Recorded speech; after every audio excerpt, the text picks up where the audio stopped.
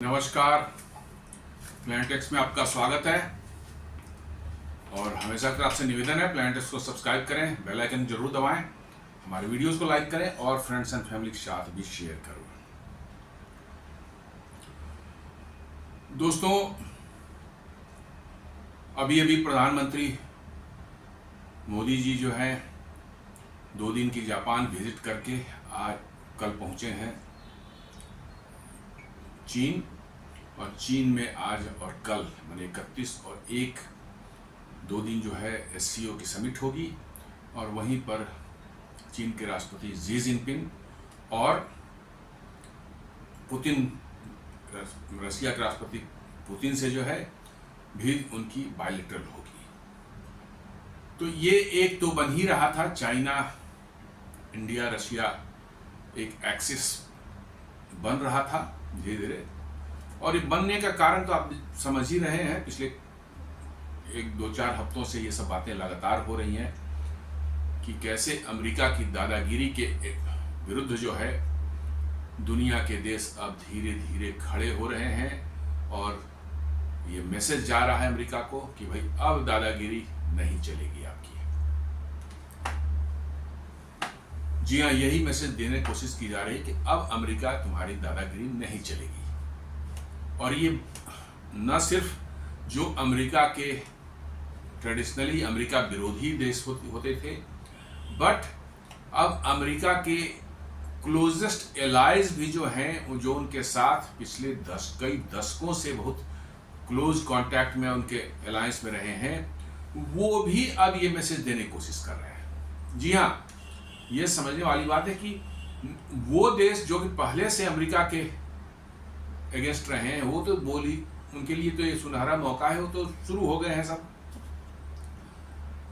लेकिन वैसे भी देश जो अमेरिका के काफी नजदीक रहे हैं, उनके अमेरिका के क्लोजेस्ट एलाई रहे हैं पिछले 40, 50, 60 सालों 70 सालों से जो है, उन्होंने भी अमेरिका को जो है आईना दिखाना शुरू कर दिया है। जी हाँ,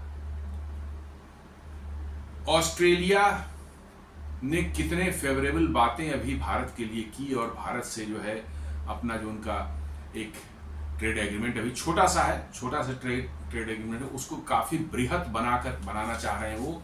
और साथ साथ वो कह रहे हैं कि भारत में ऑस्ट्रेलिया इन्वेस्ट करना चाह रहा है।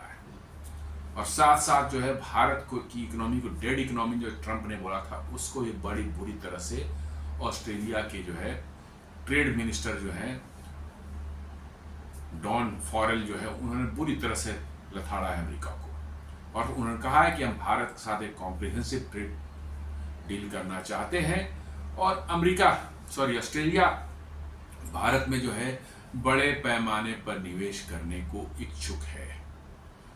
और सेम चीज जो है जापान के 2 दिन के विजिट के दौरान प्रधानमंत्री मोदी का वहां भव्य स्वागत हुआ।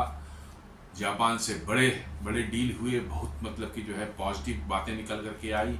जापान ने भारत में अगले 10 सालों में $68 बिलियन का इन्वेस्ट करने का प्लेज किया है। और साथ साथ ये बहुत बड़ा एक हिंट दिया है कि जापान अपनी सप्लाई चेन को, जी हाँ सप्लाई चेन की मैं बात कर रहा हूँ, सप्लाई चेन को जो है अब भारत में रीलोकेट करना चाह रहा है। क्योंकि जैसे अमेरिका की डिपेंडेंसी चीन पर है सप्लाई चेन के लिए, जो है जापान की भी सप्लाई चेन जो है पिछले कई दशकों से जो है आप देखेंगे कि चाइना पर डिपेंडेंट हो चुकी थी। और चाइना जापान का एक बहुत बड़ा एडवर्सरी है। इन दोनों के बीच में जो है आज से नहीं लगता है सैकड़ों सालों से जो है वो ये चल रही है। जापानीज एम्पायर और चाइनीज एम्पायर के बीच में जो है वो टसल चलता रहा है उस एरिया में डोमिनेंस के लिए, और आज भी है। और इसको लेकर के जो है जापान भी जो है चाइना से जो है अपने सप्लाई चेन्स को जो है रीलोकेट करके भारत लाना चाह रहा है। और $68 बिलियन जो इन्वेस्ट करने जा रहे हैं। उन्होंने कहा है कि अभी फिलहाल जो है 3 स्ट्रेटेजिक सेक्टर्स उनके लिए जो हैं, जिसको कि वो भारत में शिफ्ट करना चाह रहे हैं। कोऑपरेशन तो सेमीकंडक्टर्स में करेंगे, एआई में करेंगे, इलेक्ट्रॉनिक्स मैन्युफैक्चरिंग करेंगे, मतलब डिफेंस में भी करने को तैयार हैं, वो बहुत सी चीज़ों में करने तैयार हैं।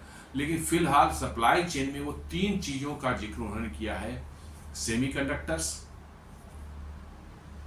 देन आपको सोलर पैनल मैन्युफैक्चरिंग, और तीसरा जो है एलसीडी स्क्रीन या एलईडी स्क्रीन जो आप बोलते हैं। जी हाँ, एलईडी और एलसीडी स्क्रीन बनाने में जापान को महारत हासिल है, और आज भी टीवीज में जो है सोनी वगैरह टीवी में जो स्क्रीन लगती है, उनके बराबरी का स्क्रीन दुनिया में किसी टीवी में आपको नहीं मिलेगा। जो क्वालिटी और कलर और वाइब्रेंसी जो आपको मिलती है उस स्क्रीन में, कहीं नहीं मिलती है। तो उन्होंने कहा है कि हम ये इन 3 चीजों के लिए अपनी डिपेंडेंसी जो है, चीन का नाम नहीं लिया, लेकिन उन्होंने कहा कि इन 3 क्रिटिकल हमारे लिए हैं, इनकी सप्लाई चेन की डिपेंडेंसी हम पूरी तरह से भारत में शिफ्ट करना चाहते हैं। और ये तीनों ही जो है, सोलर पैनल मैन्युफैक्चरिंग, आपको एलसीडी स्क्रीन और सेमीकंडक्टर्स, ये तीनों जो है भारत में यदि सप्लाई चेन जापान अपना शिफ्ट करता है, तो आप समझ सकते हैं कि सप्लाई चेन में कितना बड़ा बूम आपको आने वाला है। जी हाँ, कितने बड़े स्केल पर रोजगार पैदा होंगे, और इलेक्ट्रॉनिक्स मैन्युफैक्चरिंग में कितनी जबरदस्त उछाल भारत में आएगी, आप इसी से अंदाजा लगा सकते हैं। वहाँ की बड़ी बड़ी कंपनियां, तोशिबा, मित्सुबिशी, हिताची, ये सब के सब मतलब कि जो है इस सोनी, मतलब कि जो है पैनासोनिक, डाइकिन, ये सारे के सारे जो है भारत में इन्वेस्ट करने के लिए बिल्कुल लाइन में खड़े हैं, और अगले 10 सालों में जो है वो 68 बिलियन का उन्होंने प्लेस किया। It may go up also. जैसी संभावना लग रही है कि अभी जस्ट उन्होंने डबल करके उसको 68 बिलियन डॉलर किया है, हो सकता है आगे आने वाले वर्षों में और भी ज्यादा बढ़ेगा, क्योंकि जापान की कुछ कंपनियां भारत में जो बहुत पहले आई थी, जैसे सुजुकी, जो मारुति सुजुकी के नाम से जानी जाती है भारत में, देन आपको जो होंडा, देन आपको टोयोटा, देन उनको पैनासोनिक, देन डाइकिन, और भी कई एक हैं जिनका नाम मैं नहीं ले पा रहा हूं या नाम अभी जुबान पर नहीं है।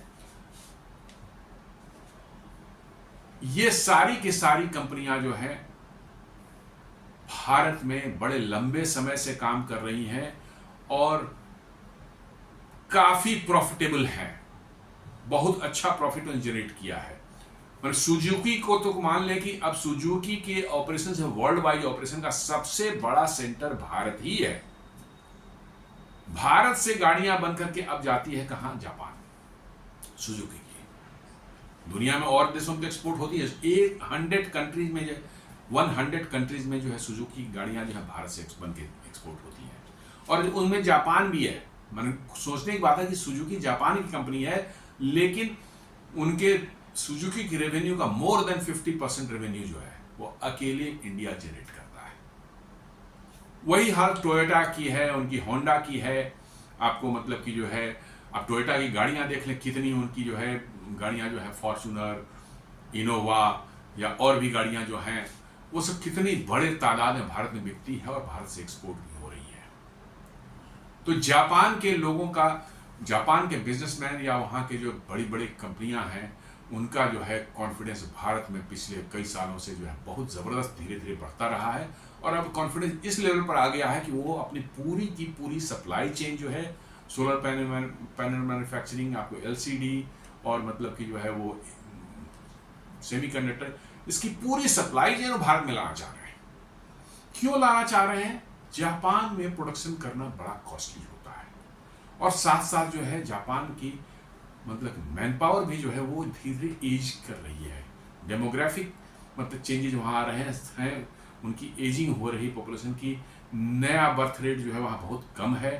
इसलिए जो है वहाँ पर क्या है, वर्किंग जो लोग हैं उनका जो परसेंटेज होता है टोटल पॉपुलेशन में, वर्किंग एज का जो बहुत कम हो चुका है, जबकि भारत में 60% से ज़्यादा लोग जो हैं 35% ईयर्स से कम एज के हैं। तो मैन पावर चाहिए प्रोडक्शन के लिए, मैन्युफैक्चरिंग के लिए जो है, मैन्युफैक्चरिंग में बहुत ज़्यादा मैन पावर लगता है, और इसलिए और जापान में उसको प्रोड्यूस करना बहुत महंगा होता है, और नेचुरली महंगा होता है तो आप दुनिया में बेच भी नहीं सकते, और अपने देश में भी कंज्यूम करने के लिए उनको जो है उसको बनाएंगे तो बहुत महंगा पड़ेगा, उनके देशवासियों के लिए बहुत महंगा पड़ेगा, अब सोच लीजिए कि सुजुकी की बनी गाड़ियां जो भारत से बनकर जापान में जा रही है, जबकि जापान में भी उनका प्लांट है। ऐसा नहीं है कि जापान में भी उनका मैन्युफैक्चरिंग प्लांट है गाड़ियों का, लेकिन भारत से बन रही है। क्यों? वो चीपर पड़ रहा है उनको, और अल्टीमेटली यहाँ जो प्रॉफिट हो रहा है किसका हो रहा है? सुजुकी का ही हो रहा है। वो प्रॉफिट फिर उठा के ले जाते हैं, जापान ले जाते हैं। तो ये विन विन सिचुएशन है। सुजुकी जो है यहाँ से पैसे कमा करके ले जा रही है, जापान में उतने पैसे नहीं कमा सकती थी जितना भारत में कमा रही है, और साथ साथ भारत में एडवांटेज है कि यहाँ पर लाखों लोगों को मारुति सुजुकी ने रोजगार दे रखा है, डायरेक्ट या इनडायरेक्ट तरीके से जो है। वही प्रधानमंत्री जी बोल रहे थे वहाँ जापान में जो अपने विजिट के दौरान जो है उन्होंने क्या कहा? उन्होंने कहा कि भारत में मनी जो है आपका मनी में ग्रोथ नहीं होता है, वो मल्टीप्लाई करता है। 2 गुना, 4 गुना, 8 गुना, 10 गुना ऐसे मल्टीप्लाई होता है। ग्रोथ तो है 2%, 4%, 5% की बात करते हैं, यहाँ मल्टीप्लाई होता है 100 के टर्म्स में, 2 गुना, 4 गुना, 8 गुना ऐसे। और ये जापानीज कंपनी जो है अब पूरी तरह समझ चुकी है कि अब उनका डेस्टिनेशन न अमेरिका होना चाहिए, न चीन होना चाहिए, उनका डेस्टिनेशन कहाँ होना चाहिए? भारत होना चाहिए। और इसीलिए जो है आगे आने वाले वर्षों में जापान और इंडिया के बीच में जो है ट्रेड में जो है कोऑपरेशन बहुत ज़बरदस्त बढ़ने की संभावना है। भारत में मैन्युफैक्चरिंग में बहुत ज़बरदस्त ये जापानीज कंपनियां जो इन्वेस्ट करने वाली हैं। और जापान की क्वालिटी तो आप जानते ही हैं। वर्ल्ड में यदि क्वालिटी प्रोडक्ट्स बनाने का यदि किसी को कहा जाए कि जिसको क्रेडिट जाता है, वो है जापान। जी हाँ, जापान का चाहे इलेक्ट्रॉनिक्स हो, चाहे वहाँ के ऑटोमोबाइल्स हो, या कोई भी डिवाइस जापान का आप ले लें, वो जो परफॉर्म करता है बाय गॉड, मतलब कि जो है वो रिलायबिलिटी जो उसमें है, you cannot expect from any product, any other product. आप जापानीज गाड़ियाँ उठा लेंगे, मारुति सुजुकी उठा लें, देखिए सालों साल, 10 साल 15 साल तक चलती थी बिना कोई ज़्यादा ट्रबल दिए हुए, चलते रहती है। टोयोटा गाड़ियाँ उठा लें आप, 2 लाख 3 लाख किलोमीटर चला लें, इंजन को कुछ नहीं होता, वैसे ही है। टाइम पर सर्विसिंग करते जाए उसको, इंजन को कुछ नहीं होता उनमें। इतनी ज़बरदस्त क्वालिटी है, और इसी क्वालिटी के बदौलत जापान ने जो है दुनिया में जो है अपनी एक साख बनाई है। और आज भले वो 5वीं नंबर की इकोनॉमी है, लेकिन अभी कुछ साल पहले तक वो 2nd नंबर की इकोनॉमी थे। जी हाँ, चीन ने उनको पीछे छोड़ा, फिर जाकर के जो है जर्मनी ने भी उनको पीछे छोड़ दिया, अब भारत ने भी उनको पीछे कर दिया है। इस चीज़ से जापान में जो है उनको लग रहा है कि नहीं, अब आगे बढ़ना है तो हमें भारत में इन्वेस्ट करके ही अपनी इकोनॉमी को आगे बढ़ाने का स्कोप हमारे पास में है। बिकॉज कि भारत में बनाना एक तो चीपर होगा, प्लस भारत एक स्टेबल कंट्री है। चाइना की तरह जो है ये नहीं कि आज आपके फेवरेबल पॉलिसी थोड़ी सी जो है वहाँ की कम्युनिस्ट पार्टी या सरकार को थोड़ी सा हो जाए तो आपका सबको उखाड़ उखाड़ फेंक देंगे, सारा कुछ आपका धंधा पानी बंद कर देंगे, आपका इन्वेस्टमेंट सारा वहाँ फंस के रह जाएगा। भारत एक स्टेबल है, पॉलिसीज जो है कंसिस्टेंट हैं, ट्रांसपेरेंट हैं, और डेमोक्रेटिक कंट्री है, इसलिए जो है यहाँ पर सेफ है इन्वेस्टमेंट। प्लस यहाँ की डेमोग्राफिक डिविडेंड जो है भारत के साथ है आज के दिन में। आज आप जितना भी चाहिए, आपको एम्प्लॉय चाहिए वर्किंग का, आप लीजिए, थोड़ी सी ट्रेनिंग उनको 1 महीने दिन के दे दीजिए, आप देख लीजिए कैसे आपका परफॉर्म करता है जी। इसी तरह से अभी हाल ही में कुछ ही महीने पहले जो है, हमें लगता है एक लास्ट मंथ की बात है, जापान की बहुत बड़ी इलेक्ट्रॉनिक्स कंपोनेंट बनाने वाली जाइंट कंपनी है मुराटा। जी हाँ, मल्टी लेयर सिरेमिक्स कैपेसिटर और ऐसे बहुत कॉम्प्लेक्स ये चीज़ें जो बनाती है, जो मोबाइल फ़ोन्स और बहुत कॉम्पैक्ट जो इलेक्ट्रॉनिक डिवाइस, कैमरे वगैरह सब में इस्तेमाल होते हैं, बड़ा नामी कंपनी है। उसने भी बहुत बड़ा इन्वेस्टमेंट किया है मल्टी लेयर सिरेमिक कैपेसिटर बनाने का। कहाँ? आपको चेन्नई के पास में, तमिलनाडु में।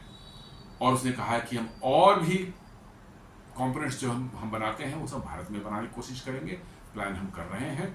तो इस तरह से आप देख रहे हैं जापानीज कंपनियां धीरे धीरे यहाँ पर अपने पांव पसार रही हैं, और ये भारत के लिए बहुत ही करें कि सुखद कि जो है अनुभव जापानीज कंपनी के साथ है। कभी उन्होंने भारत के साथ ना चीट किया, ना बेईमानी की, कुछ नहीं।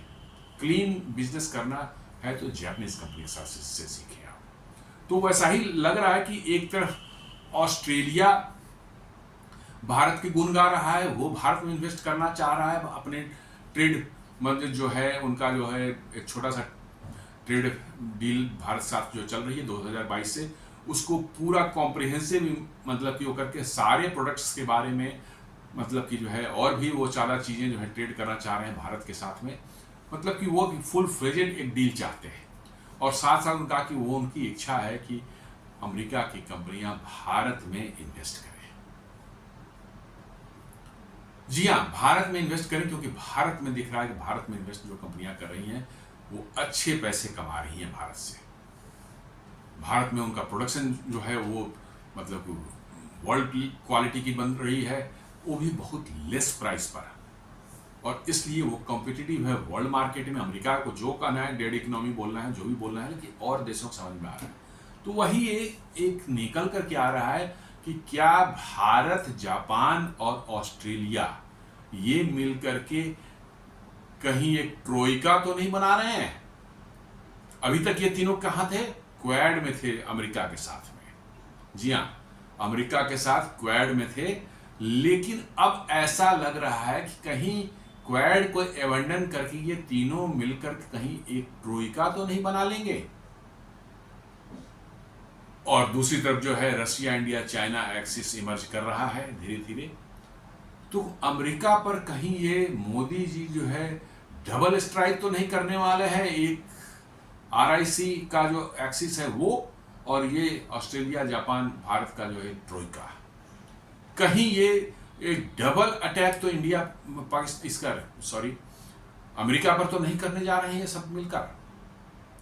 मुझे तो ऐसे एहसास हो रहे हैं, ऐसा मतलब कि अनुमान मेरे हिसाब से ऐसा लग रहा है कि शायद अमेरिका से फेडअप होकर के ये तीनों देश आपसी नज़दीकियां बढ़ा रहे हैं, और अमेरिका को माइनस करके ही ये आपस में शायद अपना ट्रेड और ये अदर चीज़ें जो है वो शायद ये आपस में आगे लेकर जाएं। और ये ऐसा होता है तो अमेरिका के लिए एक बहुत बड़ा झटका होने वाला है, क्योंकि पैसिफिक में जो है जापान और ऑस्ट्रेलिया अमेरिका के 2 सबसे बड़े एलाइज हैं, और ये आज से नहीं है, पिछले 50 सालों से है, और बहुत क्लोज एलाई हैं।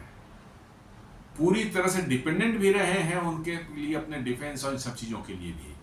लेकिन जापान अब धीरे धीरे अपने डिफेंस को बढ़ा रहा है, अपना डिफेंस एक्सपेंडिचर बढ़ा रहा है बड़ी तेजी से, और वो भारत के साथ डिफेंस भी सहयोग करना चाहता है। और आगे आने वाले समय में भारत और जापान की सेनाओं के बीच में जो है यदि कोई ज्वाइंट एक्सरसाइज देखने को मिल जाए तो कोई आश्चर्य की बात नहीं होगी।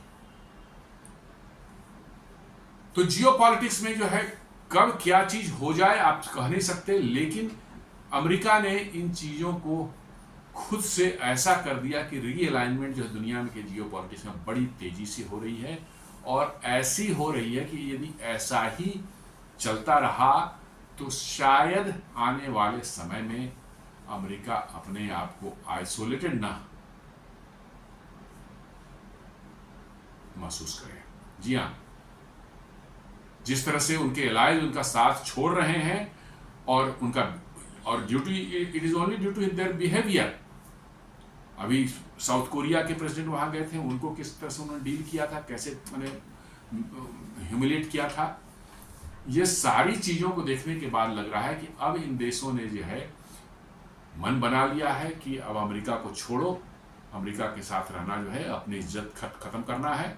और अमेरिका की एक आदत है कि वो कहीं पर भी आपसे दोस्ती करेगा तो एक डोमिनेंट मतलब की पोजीशन रख कर करेगा, मतलब फ्रेंडशिप है तो बराबरी का नहीं होगा, वो हम सबसे बड़े हैं तुम लोग छोटे हो, इस पर होगा। ये अब इन देशों को शायद मंजूर नहीं है, और इसलिए जो है वो ऑस्ट्रेलिया, जापान और भारत वाला ट्रोइका जो है मेरी नज़र में जो है शायद ये बनता हुआ दिख रहा है। आफ्टर, ये इकोनॉमिक टाइम्स बता रहा है, after Russia, India, China another Troikaa emerging against Trump. Question mark दिए हुए जरूर, लेकिन उसका कहने का मतलब वही है जो मैं कह रहा हूं कि after Russia, India and China another Troikaa emerging against Trump, question mark, कि क्या रशिया, इंडिया, चाइना के बाद एक और तिकड़ी जो है अमेरिका के अगेंस्ट में खड़ी हो रही है या ट्रंप के अगेंस्ट में खड़ी हो रही है? तो मेरे हिसाब से तो हाँ, ये खड़ी हो रही है। मेरा अपना मानना है कि ऐसा इन दोनों सभी देशों को, जैसे मैंने बताया था कैसे ऑस्ट्रेलिया को इन्होंने डिच किया था, अभी जापान को ट्रेड डील को लेकर किस तरह से ह्यूमिलेट किया उन्होंने कि $550 बिलियन अमेरिका में इन्वेस्ट करने होंगे जापान को, और ये भी कहते हैं कि ये तो मेरा ही पैसा है, आपने मुझसे ही कमाए हैं सामान बेच बेच करके, जो मेरा ही पैसा है, इसलिए आप हमें दीजिए, हम जहां मर्जी हो खर्च करेंगे, प्रॉफिट में 10% आपको दे देंगे, 90% हम रख लेंगे। कैन यू बिलीव कि आप किसी देश को, वैसे खुददार देश जापान जैसे देश को जो है आप मैंने इस तरह से ट्रीट करेंगे कि पैसा जापान का है और कह रहा कि नहीं तो अपना मेरा ही, अमेरिका का ही पैसा है, आपने मुझसे ही कमाया। अरे मैंने कोई सामान बेचा है तुम्हें, तुमने कुछ सामान खरीदा, हमने सामान दिया, तुमसे पैसे लिए हैं, तो सामान भी उसका हो गया और पैसा भी जो उसने मुझे दिया वो भी उसका ही हो गया।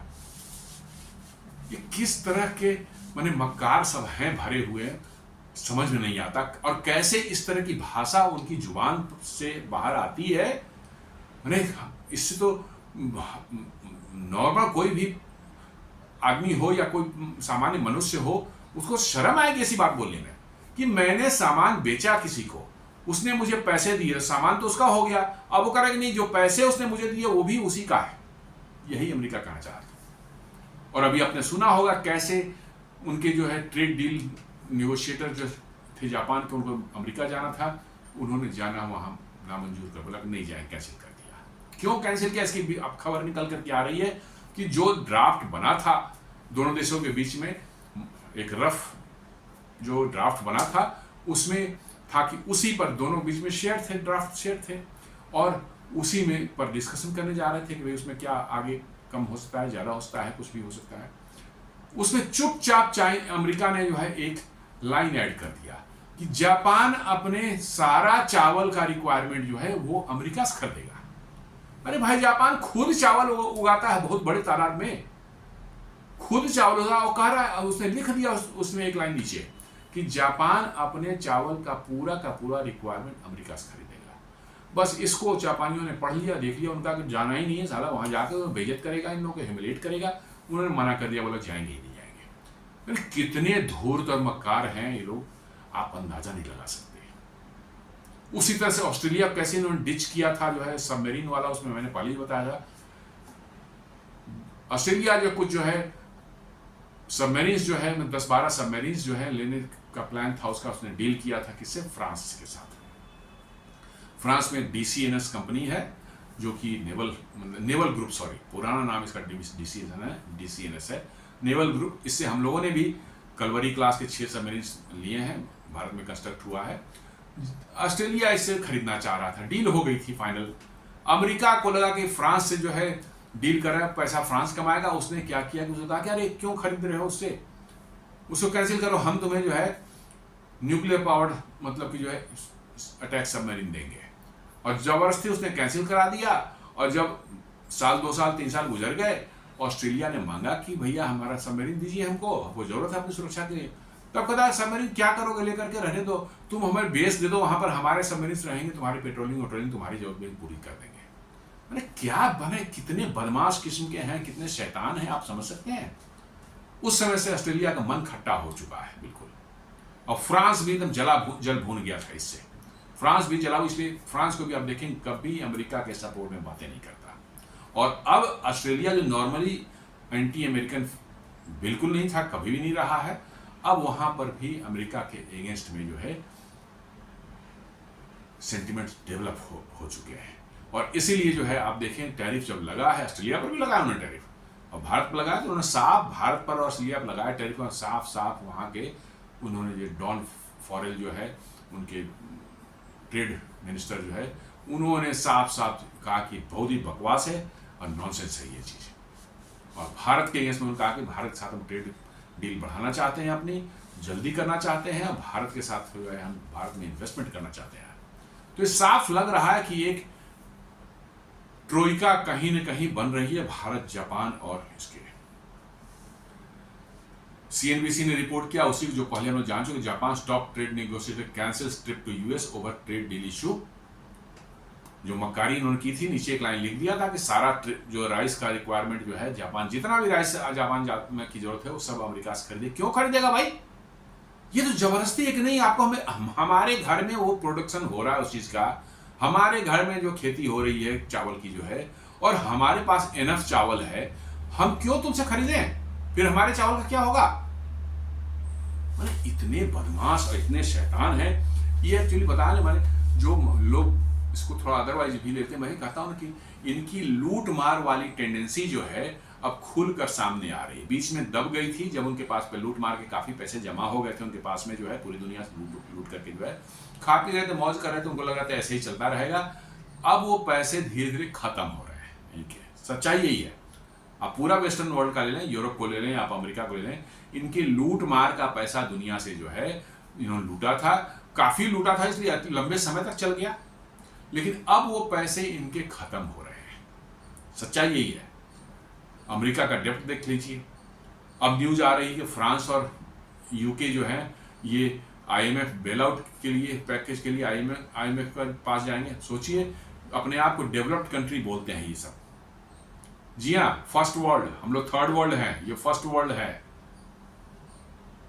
और आज फ्रांस और यूके को जो है बेल आउट पैकेज के लिए जाने की सिचुएशन क्रिएट हो गई है, और फ्रांस तो लगता है जल्दी ही जाएगा, हो सकता है यूके भी उसके पीछे पीछे जाए।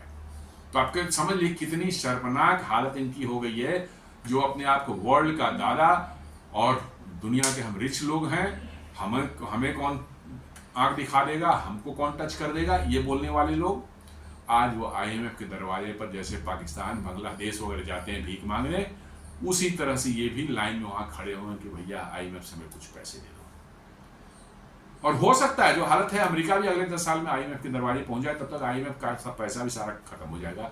ये लोग उसको भी लूट लाट के खत्म कर देंगे। मैं बता रहा हूँ, लुटेरे हैं, ये आईएमएफ का पैसा लूट करके भी कुछ नियम कानून बना देंगे, नहीं आईएमएफ से जो पैसा लिया उसको वापस नहीं करना है। हाँ, ये भी कर सकते हैं, वो तो हमारे कहेंगे हमारा ही पैसा था, हमने वापस ले लिया अपना। तो ये आईएमएफ को भी ये लूटने का, हमको मुझे लगता है कि इनके दुनिया को लूटने का धंधा खत्म हो गया इनका, तो अब ये आईएमएफ को लूटने चले हैं। आईएमएफ को लूट करके जो है उससे खाएंगे, क्योंकि आईएमएफ में सभी देशों का लगा रहता है, कुछ ना कुछ पैसा लगा रहता है, हिस्सेदारी रहती है, तो उसके थ्रू जो है वो पूरा पैसा ले लेंगे और कहेंगे भैया हम नहीं देंगे, क्योंकि हमारा ही पैसा था, ये हम ही आईएमएफ को इतना दिन जिंदा रखे हुए थे। तो ये मक्कार सब जो है आईएमएफ, इनके लूट का धंधा दुनिया में खत्म हो गया है, तो ये आईएमएफ को लूटने चले हैं। अमेरिका को ही देख लीजिए, भाई चावल हम पूरे की पूरी चावल जो है अमेरिका से खरीदना पड़ेगा। अमेरिका में चावल कब से उतार रहा है, थोड़े बहुत उगाते हैं सारे, उसको भी चाह रहे हैं कि किस तरह से जापान को बेच करके वो चेप दें। अमेरिका में चावल कहाँ होता है? थोड़े बहुत किसी क्षेत्र में होते होंगे, नो प्रॉब्लम, लेकिन जापान में तो बहुत चावल होता है, चावल ही खाता है जापान, जमाने से चावल ही खा रहा है। तो इस तरह के हैं। तो ये जो मैंने कहा ना कि ये जो ट्रोइका जो बन रहा है, ये बनता हुआ साफ साफ दिख रहा है।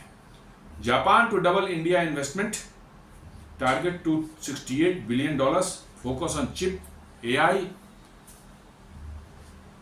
Semiconductor, solar manufacturing, LCD manufacturing, इन सबों पर उनका जो है फोकस है।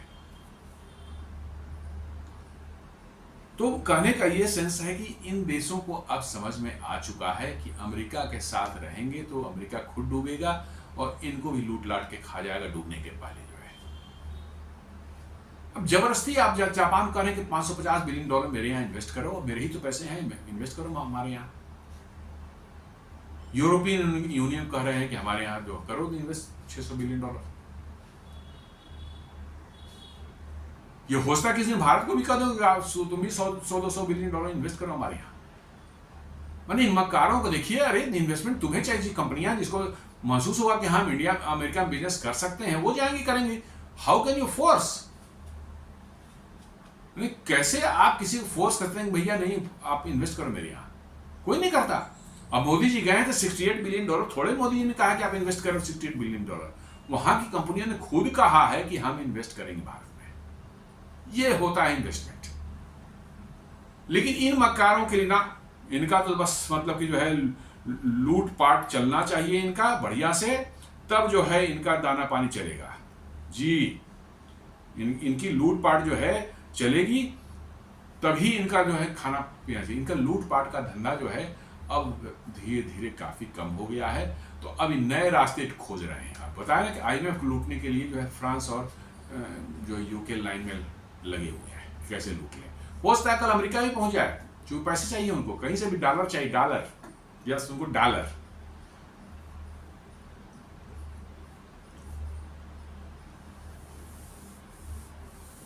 अब कुछ दिन पहले आपने न्यूज सुना होगा, ये बार सुनकर कैसे कोइंसिडेंस होता है। India suspends most postal services to US amid new customs duty rules. Bharat ने यहाँ से पोस्टल के डिपार्टमेंट थ्रू जो है पोस्टल जो पार्सल्स वगैरह जाते थे वहाँ अमेरिका जो है, लोग अपने फैमिली और भेजते थे, गिफ्ट भेजना है, कभी कुछ भेजना है, कुछ छोटे मोटे सामान जो है उसको पार्सल के थ्रू जो भेजते थे, उसको भारत ने जो है बंद कर दिया। क्यों? उस पर ड्यूटी लगा दी, कस्टम ड्यूटी लगा दी। उस पर पहले फ्री था, छोटे मोटे सामान जा रहे हैं, $200, $100, $500 का इतने सामान अपने कोई वहाँ है, फैमिली मेंबर्स हैं, उनको कोई गिफ्ट है, किसी का बर्थडे है, किसी का मैरिज एनिवर्सरी है, ऐसे में लोग भेजा करते थे, तो फ्री था। अब उस पर उसने ड्यूटी लगा दी है। अब देख लीजिए, भारत के बंद करते ही ऑस्ट्रेलिया और जापान ने भी जो है पोस्टल सर्विसेज जो है पोस्टल शिपमेंट जो है अमेरिका को बंद कर दिया। जी हाँ, भारत ने बंद किया और इन दोनों ने भी साथ साथ बंद कर दिया। अब तो इसके बाद तो बहुत से देशों ने बंद कर दिया, 27-28 देशों ने बंद कर दिया है। लेकिन भारत के जैसे ही बंद किया, जापान और ऑस्ट्रेलिया ने भी अनाउंस कर दिया। ऐसा लग रहा था जैसे तीनों ने सोच कर किया हो, भारत को कहा हो कि पहले आप कीजिए फिर हम लोग करते हैं, और इन तीनों ने भी जो है उसको बंद कर दिया। तो कहीं न कहीं आपको नहीं लगता कि कुछ न कुछ कोऑर्डिनेशन अंदर अंदर चल रहा है, कुछ न कुछ खिचड़ी अंदर पक रही है।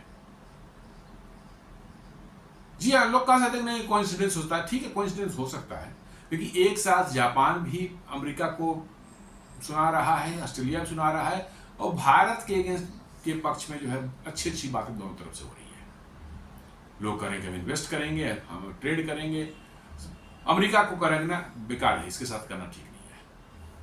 तो आपको क्या ये नहीं लगता कि कहीं ना कहीं नजदीकियां इन तीनों के बीच में बन रही है, कुछ ना कुछ जो है नया समीकरण बन रहा है, आने वाले समय में पता चलेगा।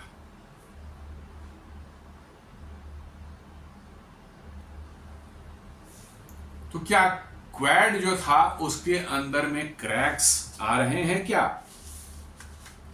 जी हाँ, क्वाड अमेरिका ने to counter balance China, the Quad India, Japan, US and Australia was Asia's answer to NATO. Actually क्या है बस बताऊं आपको कि अमेरिका चाह रहा था कि क्वाड जो है वो नाटो जैसा ही एक अलायंस बना ले जिसमें मिलिट्री अलायंस रहेगा, और ये चाइना को काउंटर बैलेंस करने का होगा, और इधर पैसिफिक में जो है अमेरिका तो दूर बैठ के मौज करेगा, ये तीनों जो है चाइना को काउंटर करेंगे, और हम आराम से जो है पीछे बैठेंगे, हथियार बेचेंगे इनको। यही धंधा इनका है कि इनको खड़ा कर देंगे। ये नज़दीक हैं चाइना के, सब इंडिया का तो बॉर्डर ही लगता है, चाइना बिल्कुल पास में है, सॉरी जापान बिल्कुल पास में है, ऑस्ट्रेलिया भी पास में ही है, ज़्यादा दूर नहीं है, पर हम तो 10,000 किलोमीटर 12,000 किलोमीटर दूर उधर बैठे हुए हैं। हम इनको हथियार बेच के पैसा कमाएंगे और ये चाइना से तीनों लड़ेंगे। जी हाँ, यही उसका अमेरिका का धोखेबाज जो अमेरिका है उसका यही है एम था कि हम बैठ कर वहाँ से मजे लेंगे, हमको तो लड़ना नहीं है, हम अपने आदमी क्यों मरवाएं, ये तीनों लड़ेंगे चाइना से, क्योंकि हम खड़ा कर रहे हैं इसको as a counter balance to China, और हम इन तीनों को हथियार बेच करके पैसे कमाएंगे। भारत ने कहा कि नहीं, हम तो आए ही नहीं थे मिलिट्री अलायंस के लिए, हम आए नहीं थे, हम तो सिर्फ ट्रेड और इकोनॉमिक अलायंस के लिए आए थे। ये ट्रेड, ये क्यों मतलब कि जो है आप मिलिट्री अलायंस की बात कर रहे हैं, ऐसा हो ही नहीं सकता। तो उसी समय से जो है अमेरिका को लग गया कि भारत जो है उसके कहने पर चीन से नहीं लड़ेगा। हाँ, भारत में जब जरूरत पड़ी तो लड़ेगा, गलवान में हम लड़े तो अमेरिका थोड़े हमारे पीछे था, हमने पीट पीट कर चीनियों का भुरता बनाया, हमारे 20 सैनिक वीरगति को प्राप्त हुए, लेकिन उसके एवज में हमने उनके करीब 53 पद से लेकर के 60 तक जो है उनके सैनिकों का मार मार के भुरता जो बनाया वहां पर, उसमें अमेरिका थोड़े आगे आया था, या अमेरिका ने उसके सहयोग से थोड़े हमने किया था। नहीं, हमको जब जरूरत पड़ेगी हम लड़ेंगे, हम ठोकेंगे उसको। नहीं, अमेरिका का था कि हम उसको, अमेरिका के कहने पर हम भिड़ जाए चाइना से। उनका एम है कि चाइना की भी इकोनॉमी बर्बाद हो जाए लड़ाई में पड़ करके जो है, और भारत की भी इकोनॉमी बर्बाद हो जाए, और हम इन क्वाड के 3 देशों को जो है पैसा तो नहीं देंगे, आर्म्स बेचेंगे, आर्म्स बेच करके इनको कहेंगे तुम लड़ जाओ। वो नहीं फुलफिल हुआ तो अमेरिका जो है को लगा कि अभी बेकार ही अमेरिका क्वाड को अब ठंडे उसमें। आज ही न्यूज आ रही है कि भारत में जो क्वाड की मीटिंग होनी थी, ट्रंप ने उसमें आने का अपना इरादा था, कैंसिल कर चुके हैं। अच्छी बात है, बहुत अच्छी। अभी अनाउंस नहीं हुआ था, लेकिन पहले ही उन्होंने कह दिया कि ट्रंप नहीं जाएंगे। ठीक है, हमको तो मेरा तो कहना है कि भारत को क्वाड की मीटिंग ही नहीं करनी चाहिए, कैंसिल ही कर देना चाहिए। ये नहीं होगा भाई। तो वही बता रहा कि क्या क्वाड में क्रैक्स आ रहे हैं? मेरे हिसाब से तो यस, क्रैक्स नहीं, बहुत जबरदस्त क्रैक्स आ रहे हैं। और वो क्रैक्स जो हैं सिर्फ अमेरिकन साइड में है। इधर इन तीनों का जो कोहेशन जो है बना हुआ है, अमेरिका जो है इन तीनों का एक ग्रुप ले लीजिए, अमेरिका इन दोनों के बीच में क्रैक्स है। और अब इन तीनों ने शायद, मुझे लगता है कि ये टैरिफ वाला मामले के बाद जो है इस क्वाड से अमेरिका को बाहर करके शायद एक ट्रोइका की तरफ ये बढ़ रहे हैं। तो उन्होंने खड़ा करना चाहा था इसको नाटो के लिए, लेकिन ट्रम्प्स का जो ट्रांजैक्शनल ट्रम्प्स जो हैं ये भारत पर, जापान पर, ऑस्ट्रेलिया पर, जिस पर कमेंट कर रहे हैं, सरकास्टिक रिमार्क्स पास कर रहे हैं। अब ये क्वाड का तो है, हमें लगता है कि बचना संभव नहीं है। और ये फ्रॉड था, क्वाड जो अमेरिका जो फ्रॉड करने के हिसाब से बनाया था। कोई ट्रेड कुछ नहीं इससे हो रहा था, इकोनॉमी वो घुमा फिरा कर वहीं मिलिट्री अलायंस ये वो कर रहा था।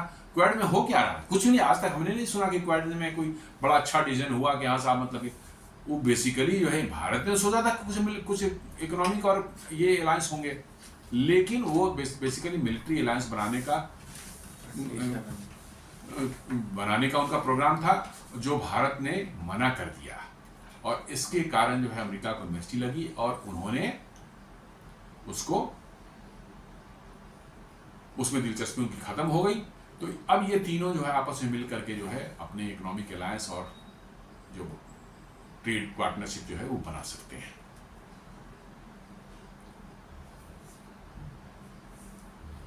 Realignment nobody saw coming. America's unpredictability has pushed even its closest allies to whisper, "If what, we built something without them." जी हाँ, वही मैं बोल रहा था कि अमेरिका की जो ये दादागिरी है सारे देशों को पुश करने की जो है, और उनको जो है डिसएडवांटेजेस पोजीशन रखने की, सिर्फ अपने फायदे की बात करने की, इसके बाद अमेरिका के क्लोजेस्ट एलाय भी अब शायद आपस में ये डिस्कस कर रहे हैं कि क्या हम अपना अलायंस बना सकते हैं विदाउट देम, मतलब विदाउट अमेरिका। और वाकई मुझे लगता है कि इसका समय आ गया है। Something may just the India Japan Australia axis, something may just come as India Japan Australia axis. Yes, ये हो सकता है, बिल्कुल हो सकता है। मेरे हिसाब से बहुत ही अच्छा ये कॉम्बिनेशन बनेगा भाई, बिकॉज ये तीनों ही देश जो हैं इनकी जो है आपस में इंटरेस्ट जुड़े हुए हैं। इंडो पैसिफिक के देश हैं ये। अमेरिका तो बिल्कुल दूर है भैया, 12,000 किलोमीटर दूर है। इधर की डिस्टर्बेंस होगा तो मौज करेगा वहां बैठ करके। ये तीनों जो हैं इसी एरिया के हैं। अमेरिका कहाँ? अमेरिका तो साहब वहां से 12,000 की 12,000 किलोमीटर कम से दूर बैठा हुआ है, पैसिफिक के बिल्कुल उस तरफ। उसका इंटरेस्ट कैसे हो गया यहाँ पर? तो नहीं, हम तो हर जगह उंगली करेंगे, हमारा उंगली करना हमारा अधिकार है, ये माइंडसेट जो अमेरिका का रहता है।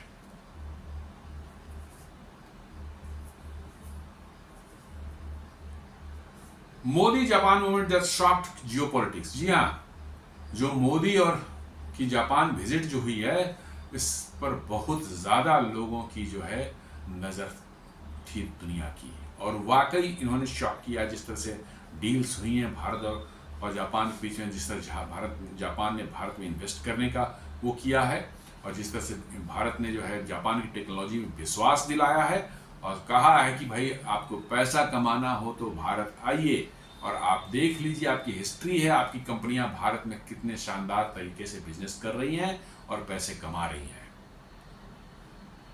और इसको लेकर के जापान में बहुत ज़बरदस्त इंथुजियाज्म वहाँ के इंडस्ट्रीज में है, वहाँ के फाइनेंसर्स हैं, क्योंकि जापान जो है टेक्नोलॉजी में और फाइनेंस में, कैपिटल में, दोनों में ही नंबर 1 है, अव्वल है दुनिया में। जितना जापान इन्वेस्ट करता है दूसरे देशों में कोई नहीं कर पाता।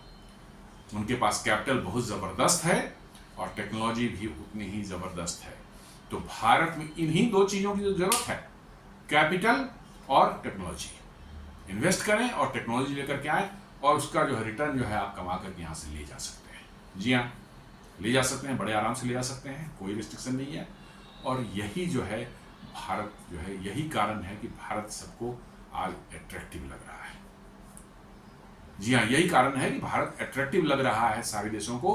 उनको लग रहा है कि यहाँ बिजनेस करना आसान है, यहाँ से प्रॉफिट अच्छा मिलेगा और साथ साथ ये सस्टेन्ड होगा, क्योंकि अभी भी यहाँ मैन पावर कॉस्ट बहुत कम है। चाइना में मैन पावर कॉस्ट काफी बढ़ चुका है, आज से 10 साल 15 साल पहले जितना था अब नहीं है।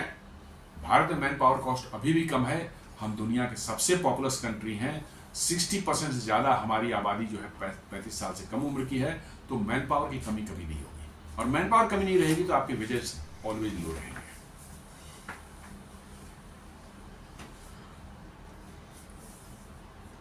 कह रहे हैं दुनिया की जो है बहुत से रिपोर्टर्स कहेंगे the summit was not just symbolic, it was seismic. जी हाँ, करेंगे जापान के साथ जो ये हुआ है, ये समिट जो है वहाँ के प्रधानमंत्री के साथ जो है, बोलते एक सिंबॉलिक नहीं था, ये तो एकदम भूकंप लाने वाला था, ये रिपोर्ट किया जा रहा है।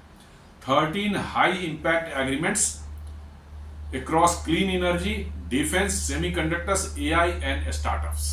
जी हाँ, 13 एग्रीमेंट हुए हैं, जिसमें कि जो है जो मोटा मोटी जो बता रहे हैं क्लीन एनर्जी के क्षेत्र में है, डिफेंस के क्षेत्र में है, सेमीकंडक्टर्स में है, एआईज में है एंड स्टार्टअप्स के केस में है।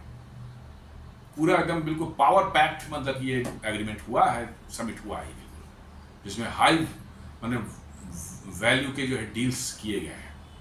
Japan place 10 trillion yen 68 billions in Indian private investment over the next decade. जी हाँ, उन्होंने कहा कि इंडियन प्राइवेट इन्वेस्टमेंट में हम करेंगे $10 बिलियन जो है, $68 बिलियन जो है नेक्स्ट 10 ईयर्स में जो है।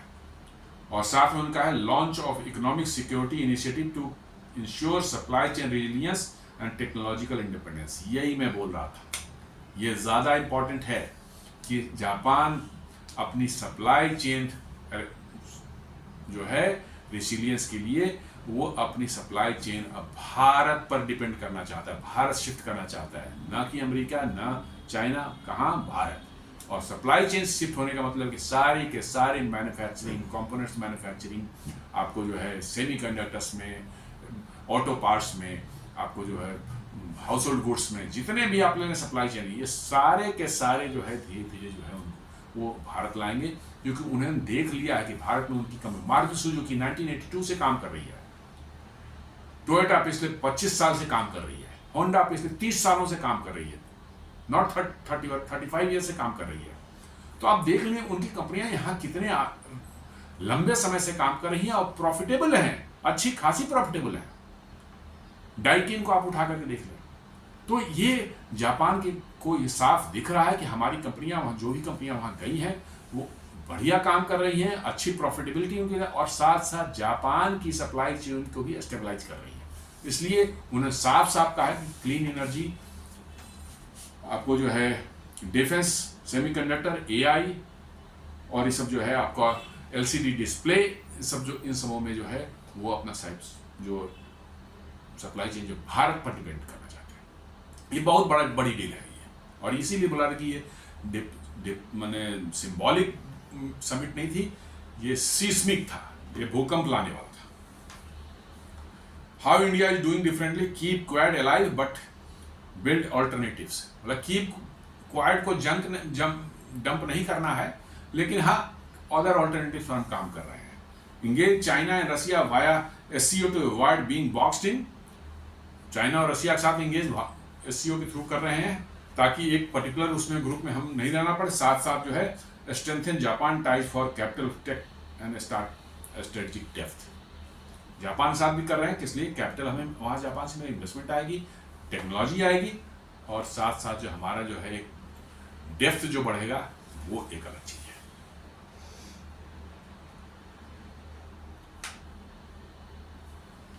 ये तो पुरानी न्यूज है। Amid Trump's tariff, Australia minister bats for stronger trade deal with India, rare earth supply chain. जी हाँ, ऑस्ट्रेलिया जो है रेयर अर्थ के मामले में बहुत एक बड़ा प्लेयर है, और भारत के साथ मिलकर के जो है वो रेयर अर्थ के एक्सट्रैक्शन, माइनिंग, रिफाइनिंग में बहुत बड़ा काम करना चाहता है, और wants to become a big player in rare earth supply chain. और इसलिए ऑस्ट्रेलिया जो है भारत से डील करना चाहता है कि भाई आओ, क्योंकि ऑस्ट्रेलिया के पास बहुत पैसे नहीं है कि कितने बड़े प्रोजेक्ट को ले सके, लेकिन भारत के पास में है। बड़ी बड़ी कंपनियां भारत के, अंबानी है, अडानी है, ये सब की रिलायंस या अडानी वगैरह जो है ये सब कर सकते हैं, इनके पास काफ़ी ज़्यादा पैसे हैं।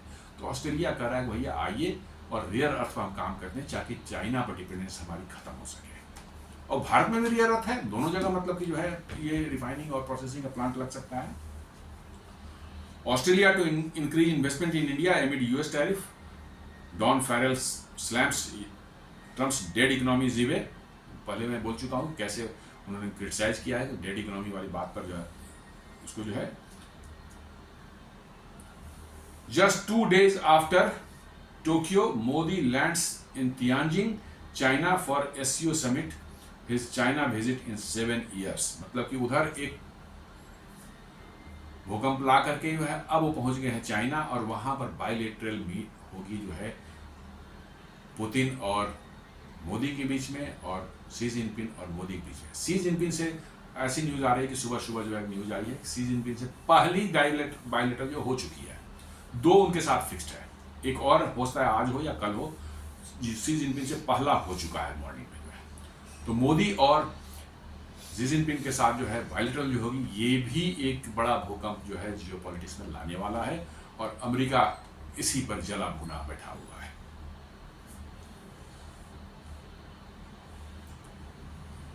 तो अब जो है साफ साफ भारत कह रहा है कि भाई हम, तो ये वही न्यूज है, the game India is really playing, India is not joining a new bloc, it is building multiple bridges across oceans of broken trust. जी हाँ, ये कह रहा है भारत कह रहा है भैया हम कोई नया ब्लॉक नहीं ज्वाइन कर रहे हैं, जो ऑलरेडी ब्लॉक्स हैं उन्हीं के बीच में हम नए ब्रिजेस बना रहे हैं, और हम अपने नए अलाइनमेंट जो है तलाश करने की कोशिश करें। No permanent friends, no permanent enemies, only permanent interest. जी हाँ, ये अमेरिकन मैंने वो है। अब भारत भी उसी को अपना रहा है कि नहीं, कोई परमानेंट दोस्ती नहीं, जियोपॉलिटिक्स में कोई परमानेंट दोस्त नहीं, परमानेंट इंटरेस्ट है। जहां इंटरेस्ट हमारा अलाइन होगा हम लोग वहां जाएंगे। तो अब realignment of India foreign policy, अब भारत कह रहा है कि नहीं, फ्रॉम नॉन अलाइनमेंट जो पहले हम वो नहीं होगा, नॉन अलाइनमेंट बदले अब हम जाएंगे मल्टी अलाइनमेंट, मैंने बहुत तरफ जो है हमारी अलाइनमेंट होगी, बहुत देशों के साथ में है। तो ये आप देख रहे हैं कैसे भारत ऑस्ट्रेलिया जापान का एक ट्रोइका बनने की ओर अग्रसर हो रहा है, और एक तरफ जो है रसिया, इंडिया, चाइना, रिक, वो एक्सिस एक बन रहा है। तो ये साफ दिख रहा है कि ये अमेरिका को काउंटर करने के लिए कि दुनिया के देश आपस में रीअलाइंड हो रहे हैं, पुराने दोस्त भी दुश्मन भी दोस्त बन रहे हैं, और फिर से अमेरिका को ज्वाइंटली जो है एक साथ मिलकर टक्कर देने का काम जो है शायद अब शुरू हो चुका है। तो दोस्तों ये था आज का विश्लेषण। उम्मीद करता हूँ कि ये वीडियो आपको पसंद आया होगा। इसे लाइक करें, फ्रेंड्स एंड फैमिली के साथ शेयर करें, हमारे चैनल को सब्सक्राइब करें, और बेल आइकन दबाना बिल्कुल नहीं भूलें। धन्यवाद।